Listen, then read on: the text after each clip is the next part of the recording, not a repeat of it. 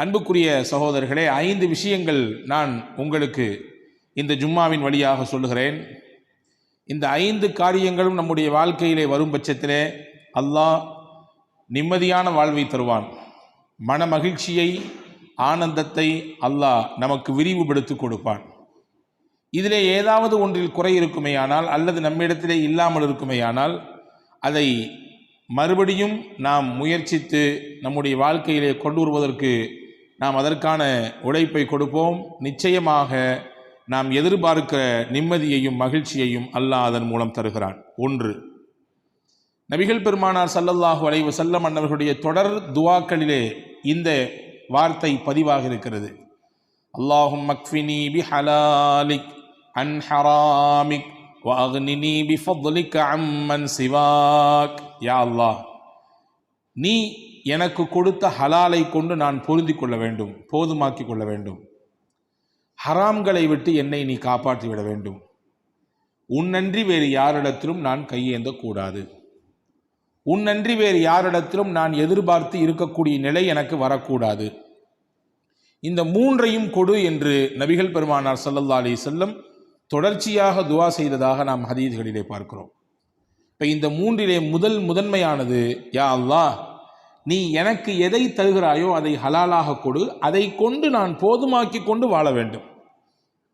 தமிழில் அழகாக சொன்னான், போதும் என்ற மனமே பொன் செய்யும் மருந்து என்றான், இல்லையா? ஆனால் மனித மனம் எனக்கும் உங்களுக்கும் இருக்கிறது, இன்னும் வேண்டும் என்ற ஆசை.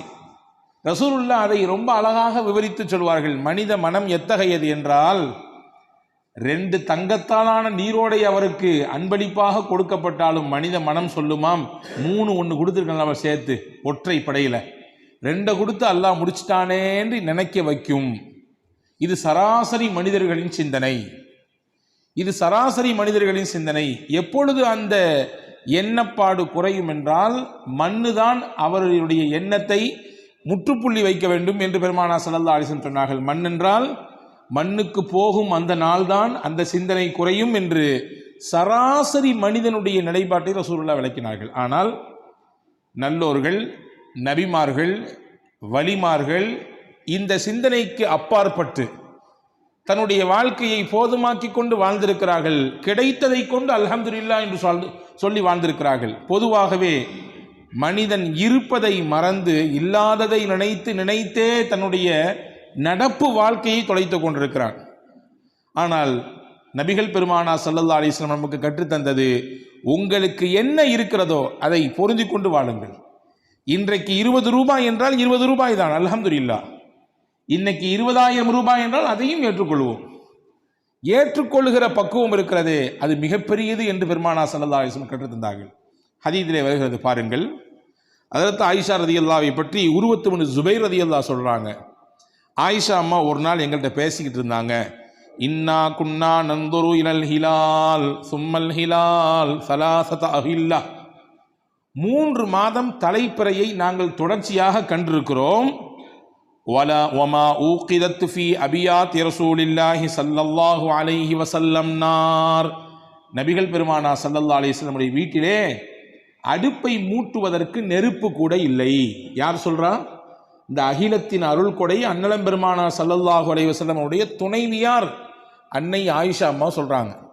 3 மாசம் தொடர்ச்சியா தலைப்புறைய பார்த்தோம். ஆனால் ரசூலுல்லாஹ்வுடைய வீட்டில் அடுப்பு எரிக்கிறது கூட எண்ணெய் இல்லை. இப்போ பக்கத்தில் இருந்த உருவத்து பின் ஜுபைர் ரலியல்லாஹு கேட்டாங்களா, யா ஹாலாமா தஆமுக்கும், அந்த காலகட்டத்தில் உங்களுக்கு எப்படி உணவு? வீட்டில் அடுப்பே இல்லைன்னா எங்கிட்டு உணவு இருக்கும்? நீங்கள் எதை சாப்பிட்டு நீங்கள் உங்களுடைய அந்த பசியை போக்கி கொண்டீர்கள் என்று கேட்ட பொழுது ஹஜ்ரத் அன்னை ஆயிஷா ரலியல்லாஹு தஆலா அன்ஹா திருப்தியோடு சொன்னாகலாம், அத்தமரு வல் மா, தாகம் எடுத்தால் தண்ணீர், பசி வந்தால் பேரிச்சம்பழம், அவ்வளவுதான். தாகம் எடுத்தால் தண்ணீர், பசி வந்தால் பேரிச்சம்பழம். இதுதான் இந்த காலகட்டத்திற்கான நமக்கான அல்லாஹுவின் முடிவு என்பதை ஏற்றுக்கொண்டோம். இது கிடைத்ததே, பொருந்தி கொண்டோம்.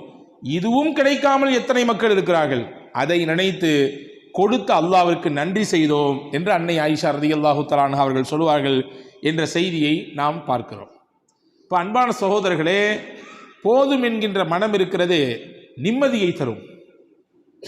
மனது அங்கும் இங்கும் அலைபாயாது, ஒரு விதமான பதட்டத்தோடே நாம் இருக்கக்கூடிய சூழல் ஏற்படாது. மன அமைதியை தருவதோடு மட்டுமல்ல, மகிழ்ச்சிக்கும் அது காரணமா. இன்னைக்கு இப்படிதாம்மா நம்ம குடும்பத்தினுடைய சூழல் இதுதான், இதை நீங்க புரிஞ்சுக்கணும். இப்படித்தான் அத்தாவுடைய வருமானம் இருக்கிறது, இப்படித்தான் அண்ணனுடைய வருமானம் இருக்கிறது, இதை கொண்டு தான் நாம் வாழ பழகி கொள்ள வேண்டும். இதை தாண்டிய ஒரு ஒரு பிரம்மாண்டமான விரிவாக்கம் நிறைந்த வாழ்க்கையை நம்ம எதிர்பார்க்க கூடாது. அல்லாஹ் கொடுத்தால் அதையும் ஏற்றுக்கொள்வோம், இப்படி கொடுத்தால் இதையும் ஏற்றுக்கொள்வோம் என்கின்ற பக்குவத்தை நபிகள் பெருமானார் ஸல்லல்லாஹு அலைஹி வஸல்லம் சமுதாயத்திற்கு சொல்லித் தருகிறார்கள். அது கிடைத்து விட்டால் மனதிற்கு நிம்மதி கிடைக்கும், அது கிடைத்து விட்டால் மனதிற்கு மகிழ்ச்சி கிடைக்கும் என்று பெருமானார் ஸல்லல்லாஹு அலைஹி வஸல்லம் அவர்கள் சொன்னார்கள். அன்பு சகோதரர்களே, உமர் ரலியல்லாஹுடைய ஆட்சி காலத்தில் உமர் ரலியல்லாஹு அன்ஹு தேர்ந்தெடுத்து ஆளுநர்களை பல பாகங்களுக்கு அனுப்பி அவங்களுக்கு பொறுப்பை கொடுத்தாங்க. உமர் ரலியல்லாஹுடைய பீரியட் இருக்க ரொம்ப அற்புதமான காலகட்டம் அது. இஸ்லாத்தினுடைய வளர்ச்சிக்கும் சரி, அது மாணிக்கங்களை புரக்கி அதாவது மாணிக்கங்களை புரக்கி ஒவ்வொரு பகுதிகளுக்கும் அவர்களை, அந்த பகுதி மக்களை ஆளுகிற, அவர்களை கண்காணிக்கிற ஒரு உயர்ந்த பொறுப்பை கொடுத்து அழகு பார்த்தாங்க. அப்படிதான் சிரியாவில் டமாஸ்கஸ்ன்ற ஒரு பகுதிக்கு உமர் ரலியல்லாஹு அன்ஹு அவர்கள் ஒரு சஹாபியை தேர்வு செய்தார்கள். அந்த சஹாபிக்கு பெயர் சயீத் இப்னுல் ஆமிர் ரலியல்லாஹு அன்ஹு. சயீத் இப்னுல் ஆமிர் ரலியல்லாஹு அன்ஹு டமாஸ்கஸினுடைய ஆளுநர், பொறுப்பாளர். அவரை பற்றி அந்த ஊர் மக்கள் உமர் ரலியல்லாஹு வந்து ஒரு சில கம்ப்ளைண்ட் வச்சாங்க, சில குற்றச்சாட்டு வச்சாங்க. என்ன தெரியுங்களா? டெய்லி காலையில் கரெக்டாக வேலைக்கு வரமாட்டேங்கிறாரு, பொறுப்புக்கு வரமாட்டேங்கிறாரு, லேட்டாக வர்றாரு. எப்பொழுதுமே அவர் பணிக்கு வருவது நண்பகல் நேரத்தில் தான், சூரியன் உச்சி சாய்ந்ததற்கு பிறகுதான் வரவே செய்கிறார். ஒன்று. ராத்திரி நேரத்திலே மக்கள் பணியை ஆற்றக்கூடிய ஆளுநர், மக்களுடைய நிலை எப்படி இருக்குது, எந்த மாதிரியான நிலையில் மக்கள் வாழ்கிறாங்க, அவங்களுடைய உண்மைத்தன்மை என்ன அப்படிங்கிறதெல்லாம் பார்க்குறதுக்கு ரோந்து போகணும். அது அவர் வர்றதே கிடையாது. அதே மாதிரி பார்த்தீங்கன்னா மாதத்தில் ஒரு 2 நாள் லீவ் எடுத்துக்கிறார், மாதத்தில் 2 நாள் விடுமுறை எடுத்துக்கொள்கிறார். 4வதாக எங்களிடத்திலே பேசிக்கொண்டே இருப்பார், திடீர் என்று மயக்கமுற்று கீழே விழுந்து விடுவார். இந்த 4 விதமான குற்றச்சாட்டு எங்களுடைய ஆளுநர் சயீத் இப்னுல் ஆமிரின் மீது நாங்கள் வைக்கிறோம் என்று அந்த மக்கள் சொன்னாங்க. உமர் ரலியல்லாஹு அன்ஹு சயீத் இப்னுல் ஆமிர் ரலியல்லாஹுவை கூப்பிட்டு, என்னங்க உங்கள் ஊர் பகுதி மக்கள் உங்கள் மீது இந்த 4 குற்றச்சாட்டு வச்சுருக்காங்களா, சரிதானா, ஏன் என்னன்னு கேட்டாங்க. அதில் சயீத் ரலியல்லாஹு சொன்னாங்க, 4மே உண்மைதான், ஆனால் 4க்கு பின்னாடி 4 காரணங்கள் இருக்குது, அதை நான் சொல்லக்கூடாதுன்னு நினைக்கிறேன். ஆனால் எப்போ பொது வழிக்கு பேச்சு வந்துடுச்சோ, பேச்சு வராத வரைக்கும் அதை பற்றி பேச தேவையில்லை, எப்போ பொது வழிக்கு பேசுபொருளாக ஒரு செய்தி வந்து விட்டதோ அதை தெளிவுபடுத்த வேண்டிய பொறுப்பும் கடமையும் எனக்கு இருக்கிறது. இப்போ நான் சொல்கிறேன், நான் டெய்லி ஏன் நான் என்னுடைய பணிக்கு நான் தாமதமாக வருகிறேன், ஏன் நண்பகலில் வருகிறேன் என்றால், நான் இந்த மக்களை ஆளும் ஆளுநர் தான், எனக்கு அந்த போஸ்டிங் கொடுத்துருக்கீங்க, அதனால் இந்த போஸ்டிங்கை வச்சுக்கிட்டு நான் என்னுடைய சுயலாபத்திற்கு, என்னுடைய சுய வேலை வாய்ப்புக்காக வேண்டி யாரையும் நான் பயன்படுத்துவது கிடையாது. என் வீட்டில் சொல்ல போனால் பணியாட்களே கிடையாது, நான் தான், என் மனைவி தான், நாங்களே தான் எல்லா வேலையும் காலையிலிருந்து செய்ய வேண்டும். அதையெல்லாம் செய்து கொடுத்து விட்டு எல்லா பிள்ளைகளுக்கான தேவைகளை எல்லாம் முடிச்சு விட்டு எல்லாம் கிளம்பி நடையாக என்னுடைய பணி அமரத்துக்கு வருவதற்கு இவ்வளோ நேரம் ஆகுது, இதுதான் விஷயம் அப்படின்னாங்க. 2வது சொன்னாங்க, ராத்திரி நேரத்தில் ஏன் நீங்கள் ரோந்து போகிறதில்ல? சயீத் இப்னுல் ஆமிர் ரலியல்லாஹு சொன்னாங்க, பகலெல்லாம் மக்களுக்காக வேண்டி நான் கொடுக்கிறேன், ராத்திரி மட்டும்தான் மிச்சம் இருக்கிறது, என் வீட்டுக்கும் தர வேண்டும் நேரத்தை, படைத்தவனுக்கும் தர வேண்டும். படைத்தவனுக்கு முன்னால் நிம்மதியாக நின்று வணங்கி வழிபடுவதற்கு இரவை நான் ஒப்படைத்து விட்டேன். எனவே பகலெல்லாம் மக்கள் பணி, ராத்திரி மக்களை படைத்த ரப்பின் பணி, அவனுக்கு முன்னால் இருக்கக்கூடிய பணி, அதை செய்வதற்காக வேண்டித்தான் என் இரவை நான் ஒதுக்கியிருக்கிறேன். 2. 3வது சொன்னாங்க, மாதத்தில் 2 நாள் லீவ் போடுறீங்களாமே, என்ன காரியம்? அதில் சயீத் இப்னுல் ஆமிர் ரலியல்லாஹு சொன்னார்கள், நான் இந்த நகரத்தினுடைய ஆளுநர், படோடாமமான வாழ்க்கை, அதாவது பகட்டு வாழ்க்கை, அப்படியான சூழலுக்கு இன்னைக்கு உலகம் தள்ளப்பட்டிருக்கிறது. காசே இல்லைனாலும் ரொம்ப கடன் வாங்கியாவது நம்மளுடைய இந்த நிகழ்ச்சியை சிறப்பாக நடத்தி காட்டணும் அப்படின்ற மாதிரியான சிந்தனை இன்னைக்கு நிறைய பேர்ட்ட இருக்குது.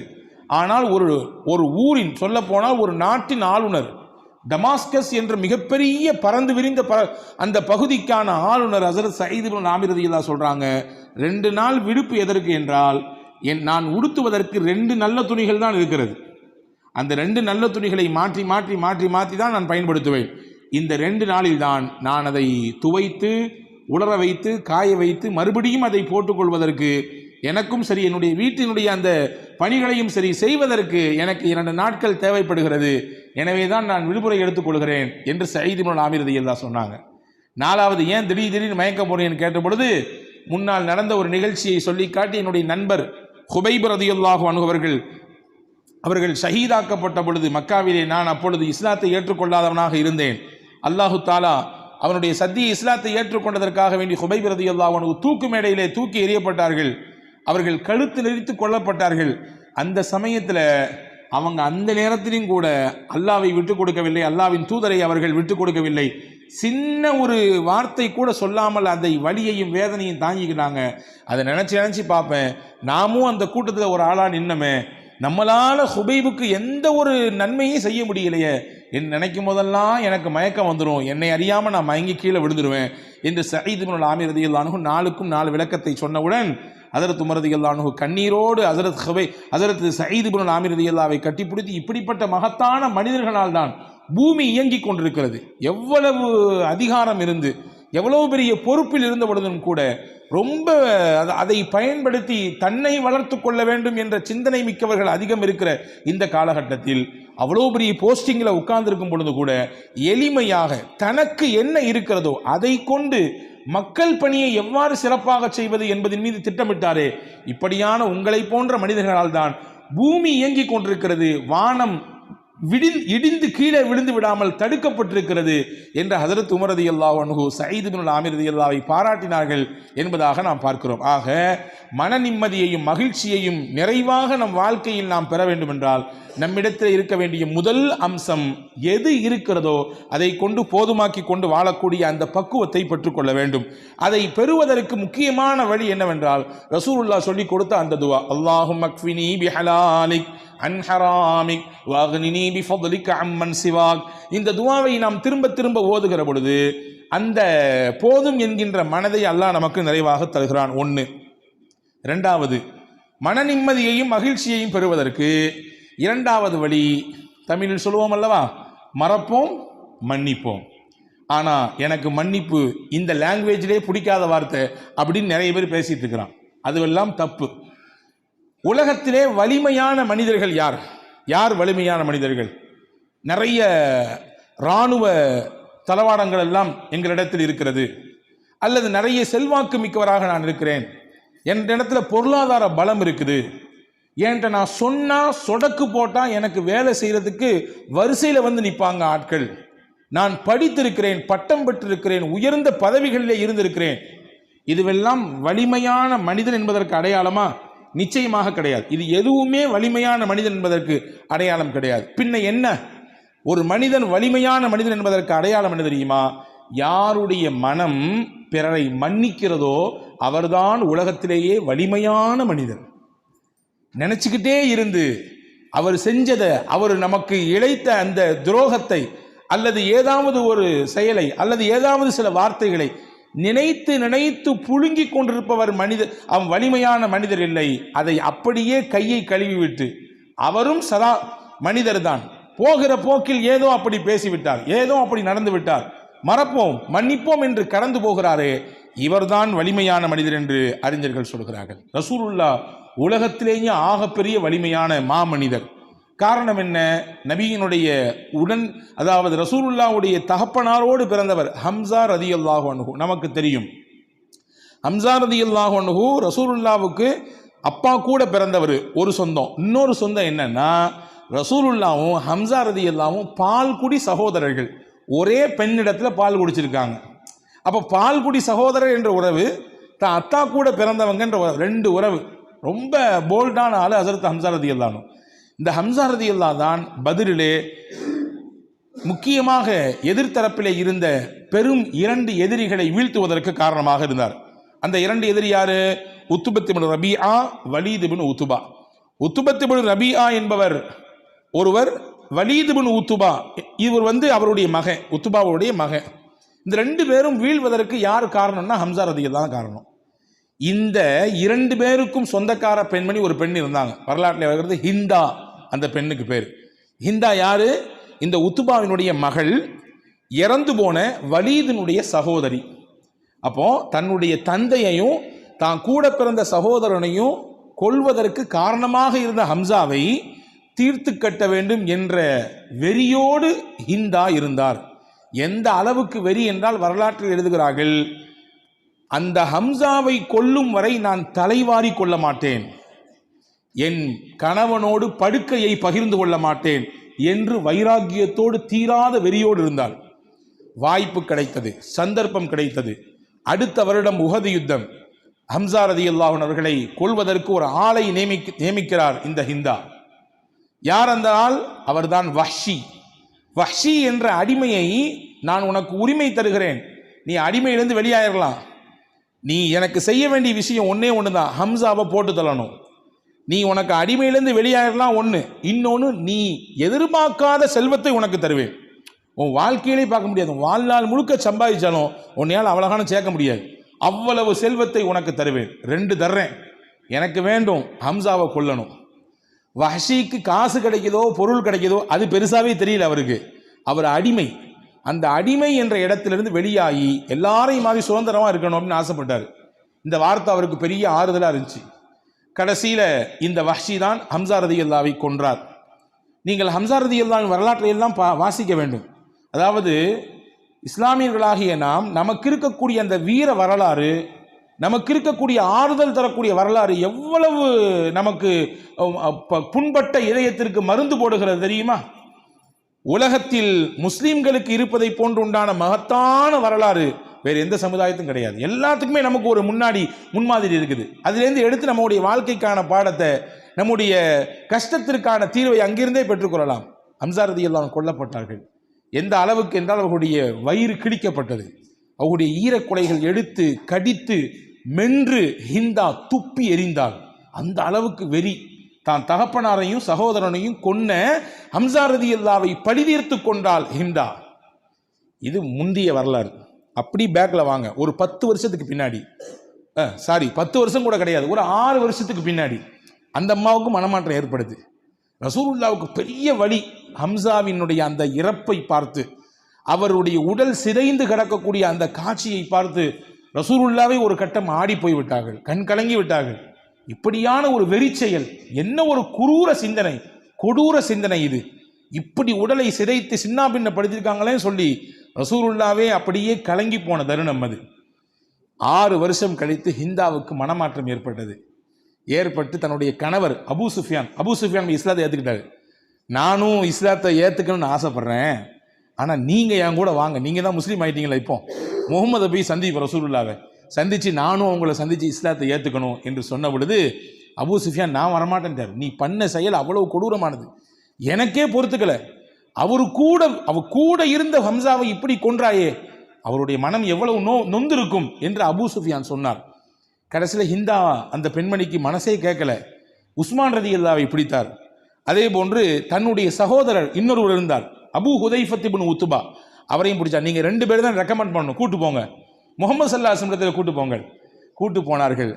முகமது நபி ஸல்லல்லாஹு அலைஹி வஸல்லம் கருணையே உருவான ஹாத்தமுன் நபி அவர்கள் அந்த பெண்மணியை ஏற்றுக்கொண்டார்கள், அவர்களிடத்திலே பையச் செய்தார்கள். அவர்கள் செய்த அந்த குற்றங்களை அல்லாஹ் மன்னித்து விடுவான், உங்களுக்காக வேண்டி வல்ல அல்லாஹ்விடத்திலே நான் பிழை பொறுக்க தேடுகிறேன் என்று சொன்னார்கள். இஸ்லாமிய வரலாற்றிலே அற்புதமான ஒரு நிகழ்ச்சி நடந்தது.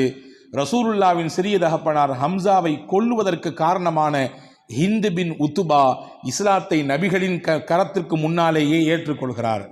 அன்பு சகோதரர்களே, சராசரி மனிதராக இருந்து நாம் இதை பார்ப்போம். யாருக்காவது மனசு பொறுக்குமா? ஒன்றும் இல்லைங்க. ஒரு 4 பேர்த்துக்கு முன்னாடி வச்சு நம்மளை ஒருத்தர் பேசிட்டாரு, அவமானப்படுத்திட்டாரு, மனசை காயப்படுத்திட்டாரு, சந்தர்ப்பத்தை தேடிக்கிட்டே இருப்போம். கிடைச்சா அவரை 4 பேர்த்துக்கு இல்லை 40 பேருக்கு முன்னாடி வச்சு பழி வாங்கணும், திருப்பி பேசணும். அவர் வீசிய அந்த வார்த்தைகளின் கனை எவ்வளவு பெரிய தாக்கத்தை நமக்கு ஏற்படுச்சோ அதை விட முடிந்தால் 4 மடங்கு திருப்பி கொடுக்க வேண்டும் என்று நினைப்பதுதான் மனித இயல்பு. ஆனால் இதை கடந்து முஹம்மது ஸல்லல்லாஹு அலைஹி வஸல்லம் தனக்கு உயிருக்கும் உயிரான ரொம்ப நெருக்கமான ஹம்சாவை கொண்ட காரணமாக இருந்த ஹிந்தாவை மன்னித்தார்கள் என்றால், எனவேதான் நான் சொன்னேன், உலகத்திலேயே ஆகப்பெரிய வலிமை மிக்க மனிதர் யார் என்றால் பிறருடைய தவறை குற்றத்தை மன்னிக்கிற மனப்பான்மை யாருக்கு இருக்கிறதோ அவர்தான் உலகத்திலேயே வலிமை மிக்க மனிதர், அவர்தான் உலகத்திலேயே ஆற்றல் மிக்க மனிதர். ரசூலுல்லாஹ் ஆற்றல் மிக்க மனிதராக இருந்தாங்க. இப்போ மகிழ்ச்சி கிடைக்கணும், நிம்மதி கிடைக்கணும்னா மன்னிக்கணும். காலத்துக்கு மன்னிக்க மாட்டேன், இறந்து போனாலும் தீதாரை பார்க்க கூட நீ வரக்கூடாது பார்த்துக்கோ என்று சொல்லுபவர் தான் இன்று நம்மிலே பலர் உண்டு. உறவுகளுக்கு இடையிலே எவ்வளவு விரிசல், அண்ணன் தம்பிகளுக்கு இடையிலே எவ்வளவு விரிசல், சொந்தங்களுக்கு இடையிலே எவ்வளவு விரிசல், பகை, வன்மம். அந்த வன்மமும் பகையையும் உள்ளத்தில் வைத்து எதை தான் சம்பாதிக்க போகிறோம் நாம், எதை தான் கொண்டு போக போகிறோம் நாம். வன்மத்தோடே நாம் இறந்து விட்டால், அன்பர்களே இந்த வார்த்தையை நீங்கள் கவனியுங்கள், வன்மத்தோடும் வெறுப்போடும் இறந்து விட்டால் நம் மீது யார் கோபத்தோடு இருக்கிறாரோ அவர் நமக்காக வேண்டி கையேந்துவாரா? நம்முடைய இழப்பை நினைத்து அவர் வருந்துவாரா? போய் தொலையட்டும் முசீபத்து, இத்தனை காலம் எவ்வளவு கொரூரம், எவ்வளவு வன்மத்தோடு இருந்தா மனுஷன், செத்து தொலையட்டும் என்று அவர் சொல்லிவிட்டார். நம்முடைய மறுமையை அது கெடுப்பதற்கு அது காரணமாகிவிட்டால். எனவே அன்பர்களே, உலகத்தில் மகிழ்ச்சியை தேடினால், நிம்மதியை வேண்டும் என்று ஆசைத்தால் மறங்கள், மன்னியுங்கள், மன்னியுங்கள், மறந்து போங்கள், கடந்து போங்கள். இதைவிட மிகச் சிறப்பானதை அல்லாஹ் உங்களுக்கு தருவான் என்று மார்க்கம் அழகாக சொல்லித் தருகிறது. இது 2வது வழி. 3வது வழி, அல்லாஹ் நமக்கு என்ன தலைவிதின்னு எழுதியிருக்கிறானோ அதை ஏற்றுக்கணும். கலா கதிரை நம்பியவர்கள் நாம் இல்லையா? கலா கதிரை நம்பி இருக்கிறோம், அல்லாஹ்வின் மீது முழுமையாக சார்ந்து இருக்கிறோம். என்ன நடந்தாலும் உன்னை நான் விடமாட்டேன் என்று அல்லாஹ்வை இறுகமாக பற்றி பிடித்துக் கொள்ள வேண்டும். ரசூலுல்லாஹ் சொன்னார்கள், லவ் அன்னக்கும் ததவக்கலூன அலல்லாஹி ஹக்க தவக்குலிஹி லருஸிக்தும் கமா துர்ஸகுத் தைரு தகுது ஹிபாசன் வ தரூஹு பிதானா. நீங்கள் முழுமையாக அல்லாஹ்வை சார்ந்திருந்தால், அல்லாஹ்வை சார்ந்திருந்தால் என்றால் நம்ம தப்பா புரிஞ்சிடக்கூடாது. கஷ்டத்தில் மட்டும் அல்லாஹ் அல்லான்னு கூப்பிடுறது, ஏதாவது சிரமம்னா அல்லாஹ் அல்லான்னு வணங்குறது, வேக வேகமாக குனிஞ்சு எஞ்சிக்கிறது, அப்போ மட்டும் கண்ணீர் வருது, அப்படி இல்லை. எல்லா காலகட்டத்திலும் கஷ்டம், நஷ்டம், சந்தோஷம், மகிழ்ச்சி, வாழ்க்கை ரொட்டீனா அப்படியே சுற்றிக்கிட்டே வரும். கஷ்டம் வரும், சந்தோஷம் வரும், மகிழ்ச்சி வரும், நெருக்கடி வரும், கவலை வரும், இழப்பு வரும், எல்லாம் சுற்றி சுற்றி வரும். எல்லா சுத்தின் சமயத்திலும் என்னை படைத்தவன் மீது நான் நம்பிக்கையோடு இருக்கிறேன், என்னை அவன் கைவிட மாட்டான் என்ற நம்பிக்கை. அந்த நம்பிக்கையில் நீங்கள் வாழ்ந்தீங்கன்னா எப்படி அல்லாஹு தாலா பறவைகளை பார்த்து கொள்கிறானோ அந்த மாதிரி உங்களையும் பார்த்துக்குவான். பறவைகளை எப்படி பார்க்கிறான்? அது விரும்பியா கூட்டை விட்டு வெளியே போகிறது? இங்கே போனால் நைட்டு சாப்பாடு கிடைக்கும், இங்கே போனால் மதியம் லஞ்சு கிடைக்கும், இங்கே போனால் காலையில் சாப்பாடு கிடைக்கும், இல்லை, வெறும் வயிற்றோடு போகுது. படைச்சவனுக்கு தெரியும் தர்றதுக்கு, அப்படி போகுது. திரும்பி கூட்டுக்கு வரும் பொழுது வயிறார சாப்பிட்டுட்டு வயிறு நிரம்ப வருது. இந்த மாதிரி அல்லாஹ் உங்களை வைப்பான்னு நாங்கள் ஸல்லல்லாஹு அலைஹி வஸல்லம். அப்போ கதிரை நம்ப வேண்டும், நமக்கான தலைவிதி என்னவோ அதை நம்ப வேண்டும். ரசூலுல்லாஹ் அழகாக கற்றுக் கொடுத்த ஒரு துவா, அல்லாஹும்ம லா மானிஅ லிமா அதைத் வலா முஅத்திய லிமா மனஅத். எவ்வளவு அற்புதமான வார்த்தை தெரியுமா இது? ரசூலுல்லாஹ் ஓதுன துவா. இறைவா, நீ கொடுத்ததை யாராலும் தடுக்கவே முடியாது. நீ கொடுக்க வேண்டும் என்று நாடிவிட்டால் உலகமே சேர்ந்தாலும் அதை தடுக்கவே முடியாது. ஆனால் நீ கொடுக்க கூடாதுன்னு நினைச்சிட்டா ஊர் இல்லை, உலகமே சேர்ந்து தந்தாலும் தர முடியாது. எல்லாம் உன் கையில் இருக்கிறது. எனவே எங்களுக்கு நல்லதைத்தா என்று பெருமானார் ஸல்லல்லாஹு அலைஹி வஸல்லம் அழகாக கற்றுத்தந்தார்கள். கதிரை நம்ப வேண்டும், மனம் தளர்ந்து விடக்கூடாது. ஹதீஸிலே வருகிறது, ஒரு மனிதருக்கு அல்லாஹ் சொர்க்கத்திலே ஒரு பிரம்மாண்டமான மாளிகை கட்டும். நாம் என்ன வீடு கட்டுகிறோம், இதை விட 100 மடங்கு இல்லை, லட்சம் மடங்கு இல்லை, கோடி, அதை விட தாண்டி பிரம்மாண்டமான வீட்டை அல்லாஹ் கட்டி வைப்பான். அதனுடைய பேரழகை பார்த்து அங்கும் இங்கும் சொர்க்கவாதிகளே மதிமயங்கி போவார்கள். யாருக்குரிய வீடு இது? இவ்வளவு பிரம்மாண்டமா இருக்கிற, எவ்வளவு பேரழகு என்று சொர்க்கவாதிகளே மயங்கி போவார்கள். அந்த வீட்டுக்கு பேரு பைத்துல் ஹம்த், புகழுக்குரிய வீடு என்று அல்லாஹ் பெயர் வைப்பான். யாருக்கு அந்த வீடு தெரியுமா? ரசூலுல்லாஹ் சொன்னாங்க, உலகத்திலே ஒரு மனிதருக்கு நாம் ஒரு பிள்ளையை கொடுத்தோம். அந்த பிள்ளையை நல்லா வளர்த்தாரு, ஆளாக்குனாரு. நல்ல முறையில் அந்த பிள்ளையை வளர்த்து கொண்டிருக்கும்போது திடீர்னு அந்த பிள்ளைக்கு ஏதோ தெரியல, உடம்பு சுகமில்லாமல் போய் அந்த குழந்தை வஃபாத் ஆயிடுச்சு. அந்த குழந்தையினுடைய இழப்பை தாங்கிக்க முடியல தான். அவருக்கு பிறந்த குழந்தை வச்சுக்கோங்க, அல்லது அவர் அன்பாக வளர்க்கக்கூடிய குழந்தை வச்சுக்கோங்க, இழப்பு தாங்க முடியல தான். இருந்தாலும் கொடுத்தவன் அல்லாஹ், அவனையும் எடுத்துக்கிட்டான். இன்னா லில்லாஹி வ இன்னா இலைஹி ராஜிஊன் என்று சொல்லி இதன் நன்மையின் மீது அவர் ஆதரவு வைத்தார். இந்த ரூஹை கைப்பற்றிட்டு போகக்கூடிய மலக்குகிட்ட அல்லாஹ் கேட்பானா, என்னுடைய அடியானுடைய ஈரக்குலையை பறிச்சுட்டு வந்துட்டீங்களா? ஆமையா அல்லாஹ். என்னுடைய அடியானுடைய அன்புக்குரிய பிள்ளையை பறிச்சுட்டு வந்தீங்களா? ஆமையா அல்லாஹ். என் அடியான் என்ன சொன்னான்? யா அல்லாஹ் இன்னா லில்லாஹி வ இன்னா இலைஹி ராஜிஊன். இறைவா, நாங்கள் எல்லோரும் அல்லாஹ்விற்குரியவர்கள், உன் பக்கம்தான் மீண்டு வரக்கூடியவர்கள். நீ என்ன நினைத்தாலும் எங்களை நீ பயன்படுத்திக் கொள்ளலாம், எப்படியும் பயன்படுத்தலாம். இப்படி சொன்னா அல்லாஹ். அப்படியா சொன்னா? அவ்வளவு சோகத்திலையும் அவ்வளவு இழப்புலையும் அவ்வளவு வழியிலையும் என்னை புகழ்ந்தானா? கெட்டுங்க அவனுக்காண்டி ஒரு வீட்டை, பிரம்மாண்டமா கெட்டுங்க. அந்த வீட்டுக்கு பேர் வைங்க பைத்துல் ஹம்து, புகழுக்குரிய வீடு. அந்த சோதனையிலும் என்னை புகழ்ந்தானல்ல, என்னை மறக்கலல்ல. அவ்வளவு நெருக்கடியிலும் என்னை புகழ்ந்தானல்ல, அதற்காக வேண்டி அவனுக்கு புகழுக்குரிய வீட்டை கட்டுங்கள் என்று நபிகள் நாயகம் ரசூலுல்லாஹி ஸல்லல்லாஹு அலைஹி வஸல்லம் அல்லாஹ் சொல்வதாக சொன்னார்கள். கதிரை நம்ப வேண்டும். நம்பினால் அல்லாஹ் மகிழ்ச்சியை தருவான்.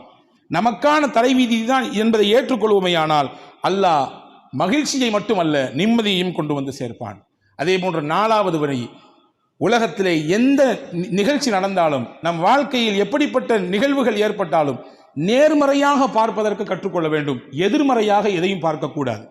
நேர்மறை சிந்தனை, பாசிட்டிவ் திங்ஸ் சொல்றாங்கல்ல, நெகட்டிவ் திங்ஸ், இதுல எது வேண்டும்? மனித மகிழ்ச்சிக்கு பாசிட்டிவாக எதையும் பார்க்க வேண்டும், நேர்மறையாக பார்க்க வேண்டும். ரசூலுல்லாஹி ஸல்லல்லாஹு அலைஹி வஸல்லம் கடுமையான வலியோடும் வேதனையோடும் பதட்டத்தோடும் ஹிரா குகையிலேருந்து ஓடி வந்தாங்க. என்னைய போத்துங்க, நான் எனக்கு ரொம்ப பதட்டமா இருக்கு அப்படின்னு சொல்லி. அதில் அன்னைய ஹதீஜா அம்மா என்ன சொன்னாங்க? வரலாறு சொல்லுகிறது, உங்களை யார் அங்கே போக சொன்னா? ராத்திரியில் தன்னந்தனியா, அதுவும் அவ்வளவு தூரத்தில் பெரிய மலை உச்ச தனியாக போய் அங்கே இதெல்லாம் பேசவே இல்லை. ஹதீஜா அம்மா என்ன சொன்னா? அவங்களுடைய பார்வையை பாருங்க, அவங்களுடைய தாட் எப்படி இருந்துச்சு? கல்லாலா யுஹ்ஸீக அல்லாஹு அபதா. நபியே நாயகமே, நீங்க பயப்படாதீங்க, கவலைப்படாதீங்க, கலங்காதீங்க, பதற்றப்படாதீங்க, அல்லாஹ் உங்களை ஒரு காலமும் கைவிடவே மாட்டான். நீங்க எப்படிப்பட்ட ஆள் தெரியுமா? உங்களுடைய எவ்வளவு நல்ல பழக்கம் எனக்கு தெரியுமா? இன்னக லதஸிலுர் ரஹிம, சொந்தத்தை நீங்கள் அரவணைக்கிறீர்கள், விருந்தினர்களுக்கு உபசாரம் செய்கிறீர்கள், இல்லாதவர்களுக்கு கொடுக்கிறீர்கள், கஷ்டப்படுறவங்களுக்கு அந்த கஷ்டத்தை நீங்க உங்க தோல்ல வாங்கி போட்டு சுமக்கிறீங்க. இவ்வளவு நல்ல பண்பு உங்கள்கிட்ட இருக்கும் பொழுது அல்லாஹ் உங்களை கைவிடுவானா? ஏன் நீங்க பதட்டப்படுறீங்க?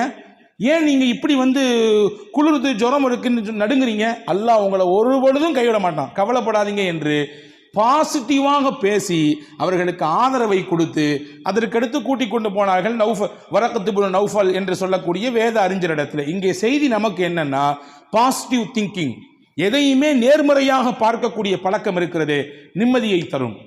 இது நடந்தா இப்படி நடந்திருக்குமோ, அது ஆனதுனால தான் அப்படி நடந்திருக்குமோ. ஹஸரத் ரசூலுல்லாஹ் சொல்றாங்க, ஒரு ஹதீஸ் வந்திருக்கிறது, உங்களுக்கு என்ன விரும்புகிறதோ அதை நீங்கள் செய்யுங்கள், செய்யும் பொழுது அல்லாஹ்விடத்திலே உதவி தேடுங்கள்.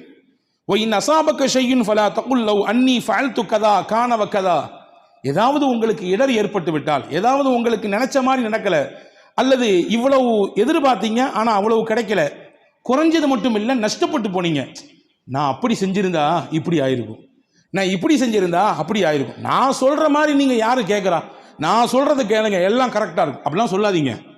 இது எல்லாமே ஷைத்தானுடைய வார்த்தை. நாங்கள் சொல்லலாம், இது எல்லாமே ஷைத்தானுடைய வார்த்தை. சொல்லிட்டு சொன்னாங்க, எது நடந்தாலும் இப்படி சொல்லுங்கள், கத்தரல்லாஹு மா ஷாஅ ஃபஅல, அல்லாஹ் நாடியது நடந்திருக்கிறது, அவ்வளவுதான், முடிஞ்சு. இதான் கதிரு, இதான் தலைவிதி, அது நடந்திருக்குது அப்படின்னு சொல்லி கடந்து போயிருங்க நாங்க ஸல்லல்லாஹு அலைஹி வஸல்லம். அப்போ மகிழ்ச்சியை பெறுவதற்கு 4வது வழி நேர்மறையாக பார்க்க வேண்டும், இல்லையா? 5வது மகிழ்ச்சியோடும் அதே போன்று மன நிம்மதியோடும் வாழ்வதற்கு 5வது முக்கியமான வழி, பிறருக்கு நாம் மகிழ்ச்சியை கொடுப்பதற்கு முக்கியத்துவம் கொடுக்க வேண்டும். நாம எப்படி சந்தோஷமா இருக்கணும்னு ஆசைப்படுறோமோ அந்த மாதிரி பிறரை சந்தோஷப்படுத்துறதுக்கு நம்முடைய வாழ்க்கையில கொஞ்சம் நேரங்களை ஒதுக்கிக்கணும். ரசூலுல்லாஹ் சஹாபாக்கள் கேட்டாங்க, யா ரசூலல்லாஹ், நாங்கள் செய்யும் செயலிலேயே சிறந்த செயல் எதுன்னு கேட்டாங்க. ரசூலுல்லாஹ் சொன்னாங்க, தொழுக, நோன்பு அல்லது தஹஜ்ஜத்து, இதெல்லாம் ஓகே, இதெல்லாம் சிறப்பான செயல் தான், மாற்றுக்கிறதே கிடையாது. ரசூலுல்லாஹ் சொன்னாங்க, ஒரு முஸ்லீம் செய்யும் செயலிலேயே சிறந்த செயல் எது தெரியுமா? ஒரு மனிதனுடைய உள்ளத்திலே மகிழ்ச்சியை ஏற்படுத்துறது காரணமா இருக்குது. ஒருத்தனை சந்தோஷப்படுறதுக்கு அவர் காரணமா இருப்பார். அவர் வார்த்தையோ அல்லது அவருடைய செயலோ அல்லது அவருடைய கொடுக்கல் வாங்கலோ பிறருக்கு சந்தோஷத்தை தரும். அதுதான் சிறப்பான செயல் என்று பெருமானார் ஸல்லல்லாஹு அலைஹி வஸல்லம் சொன்னார்கள். ஹதீஸிலே வந்திருக்கிறது, பெருமக்களே நீங்கள் கேளுங்கள் கண்டிப்பாக இதை. மறுமை, ஒருவன் இறந்து போய்விட்டால் அவரை கொண்டு போய் மண்ணறையிலே அடக்கி விடுகிறோம், இல்லையா? மண்ணறை என்பது தனிமையின் வீடு, அங்கே துணைக்கு யாரும் கிடையாது. நமக்கு பக்கத்திலே ஆள் இருக்கும், கூப்பிட்டால் நம் குரலை கேட்டு ஓடுவதற்கு உதவி செய்வதற்கு எக்கச்சக்கம் உலகத்தில் உண்டு. ஆனால் மன்னரை தனிமையின் வீடு. ஆனால் உலகத்தில் யாரு அடுத்தவங்களை சந்தோஷப்படுத்தினாங்களோ அது அவர் கொடுத்த ₹1 இருக்கலாம், அல்லது ஒருவேளை சாப்பாடா இருக்கலாம், அல்லது அவர் கஷ்டகாலத்தில் செய்த ஒரு உதவியா இருக்கலாம், வச்சுக்கங்க, அவர் கொடுத்த ஏதோ ஒரு ஆலோசனையா இருக்கலாம், அல்லது அவர் கொடுத்த ஏதோ ஒரு சின்ன வழிகாட்டுதலா இருக்கலாம். அதனால் அவருக்கு நல்ல வேலைங்க. அந்த இடத்துல அந்த சந்தில் ஒருத்தர் இருந்தார், ஒரு பாய், அவர்கிட்ட கேட்டேன், அவர் தான் கரெக்டாக வழிகாட்டினார். அவர் மட்டும் அங்கே இல்லைன்னு வச்சுங்களேன், வேற எங்கேயோ மாறி போயிருப்பேன். இது ஒரு சந்தோஷம், இது ஒரு மகிழ்ச்சிக்கான காரணம். இப்படி ஏதோ ஒரு காரணத்திலே மனிதருக்கு மகிழ்ச்சியை கொடுத்தார். ரசூலுல்லாஹ் சொன்னாங்க, இந்த மகிழ்ச்சியை அல்லாஹ் நாளைக்கு என்ன செய்வான் தெரியுமா? இவர் இறந்த பின்னாடி இதற்கு உருவம் கொடுப்பான். உருவம் கொடுத்து கபருக்கு பக்கத்தில் கொண்டு போய் வச்சிருவான். அது சொல்லுமா, பயப்படாத, நீ ஒன்றும் கலங்காத, பதட்டப்படாத, தனிமையில் நினைச்சு நீ வந்து பதட்டப்படாத, உன் கூட நான் இருக்கேன் துணைக்கு. ஏன்னா நீ உலகத்தில் வாழும் பொழுது எத்தனை பேரை சந்தோஷப்படுத்தின, எத்தனை பேரை மகிழ்ச்சிப்படுத்தின, உன்னுடைய பொருளாதாரத்தை கொண்டு எத்தனை பேர் மகிழ்ச்சியா இருந்தாங்க, உன்னுடைய உதவியை கொண்டு எத்தனை பேர் ஆனந்தப்பட்டார்கள். எனவே உன்னை திடுக்கத்தில் ஆழ்த்த மாட்டான் அல்லாஹ். நீ செய்த மகிழ்ச்சி, நீ கொடுத்த மகிழ்ச்சியை எல்லாம் உருவப்படுத்தி என்னை உனக்கு பக்கத்தில் வைத்து விட்டான். உனக்கு நிம்மதிதான், சந்தோஷம்தான் என்று அது அல்லாஹ் நம்மை பார்த்து சொல்லும் என்று பெருமானார் ஸல்லல்லாஹு அலைஹி வஸல்லம் சொன்னார். எனவே அன்புக்குரியவர்களே, உலகத்திலே மகிழ்ச்சியாக வாழ வேண்டும் என்றால் பிறருக்கு மகிழ்ச்சியை கொடுக்க வேண்டும். தமிழிலே அழகாக சொல்லி வைத்தான், மகிழ்வித்து மகிழ். பிறரை மகிழ்ச்சிப்படுத்தி பார்த்து அதை பார்த்து நீங்கள் சந்தோஷம் அடைங்க. ஏன்னா உலகத்திலேயே சிறந்த செயல் அடுத்தவர்களை சந்தோஷப்படுத்துவது என்பதாக பெருமானார் ஸல்லல்லாஹு அலைஹி வஸல்லம் சொன்னார்கள். ஆக இந்த 5 காரியங்களும் மன நிம்மதியை பெற்றுத் தருவதோடு மட்டுமல்ல, மகிழ்ச்சிகரமான வாழ்க்கைக்கு காரணமாக இது அமைகிறது. வல்ல அல்லாஹ் நம்முடைய வாழ்க்கையிலே இதை பின்பற்றி நிம்மதியோடும் மகிழ்ச்சியோடும் ஆனந்தத்தோடும் வாழக்கூடிய நல்ல பாக்கியத்தை உங்களுக்கும் எனக்கும் எல்லா மக்களுக்கும் அல்லாஹ் வழங்குவானாக. ஆமீன். வாஹிரு தாவானா அல்ஹம்துலில்லாஹி ரப்பில் ஆலமீன். அஸ்ஸலாமு அலைக்கும்.